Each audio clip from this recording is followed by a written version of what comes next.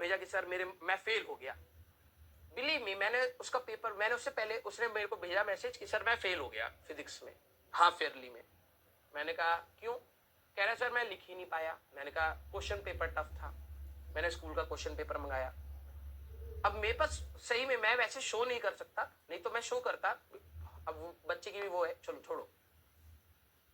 एक भी ऐसी चीज नहीं थी, एक भी सिंगल चीज ऐसी नहीं थी तो क्लास में नहीं बताई गई। अब मेरे को इस चीज से दुख हुआ कि यार क्लास में आपको जब सारी चीजें बताई गई, कम से कम इतना तो करो कि आप इसको लिख पाओ। क्या फायदा हुआ भाई फिर पढ़ने का कि तुम जानते हुए भी लिख नहीं पा रहे हो? फिर कह रहे कि सर, मैंने उसको बस यही बात बोली कि पेपर तो बहुत आसान था। मतलब ठीक है, मैं ये नहीं कह रहा हूं आसान, मतलब आसान इन द सेंस कि जो पढ़ाया गया था वही आया है। ठीक है, ऐसा बिल्कुल नहीं है कि आउट ऑफ बॉक्स आपसे कोई ऐसी चीजें पूछ ली गई है कि जो आपको पता ही नहीं। अगर आपको पढ़ाई हुई चीज है तो वो आपको, मैं उसको इजी कैटेगरी में ही बोलूंगा, सीधी सी बात, क्योंकि आपको पढ़नी चाहिए थी, सीधी सी बात। अब बात आ रही है, फिर कह रहा सर मेरे को कैसे लिखा जाता है ये नहीं समझ आ रहा, कैसे मैं लिखूं? अरे भाई, जो कई बच्चे कहते हैं सर आप इतने सारे स्टेप्स क्यों बढ़ाते हो? अरे क्योंकि इससे तेरे को भी आदत पड़ेगी, इसमें 10 स्टेप तेरे को जोड़ने पड़ेंगे।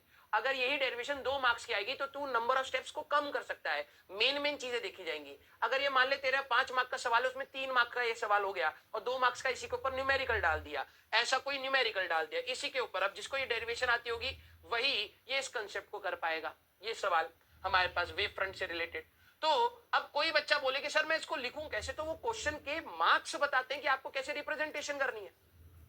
ये चीज प्रॉपर 5 मार्क में आ गई अगर, तो भाई हर चीज प्रॉपर लिखनी पड़ेगी कि A and B are on the same wave front oscillating in same phase. When light will move from B to C, let time taken is T, तो length BC that will be equal to V1 into T. V1 is the speed of light in medium. ये पूरा बताना पड़ेगा। ये जो हम लोगों ने यहाँ पे लिख दिया, बच्चे ये भी नहीं लिखते हैं, सीधे छाप के आ जाएंगे, फिर कहेंगे मार्क्स नहीं आ रहे। जैसे 10वीं क्लास में तुम प्रेजेंटेशन करते थे ना, हर चीज बताते थे कि refractive index of medium two म्यू2, स्पीड v2, ये लिखना पड़ेगा भाई, ये लिखना पड़ेगा। फिर उसके बाद ये आपको ट्राइंगल बनाना पड़ेगा, ये नहीं कि कुछ भी आपने रैंडमली बना दिया, तो ये बताना पड़ेगा। When light moves from B to C in time T, the same light in medium 2 will travel AB dash is equal to V2 into T, because velocity of light in medium 2 is different, that is V2. So we will connect B dash and C because these are the point oscillating in same phase will generate the refracted ray wave front. ये refracted wave का wave front बनाएंगे।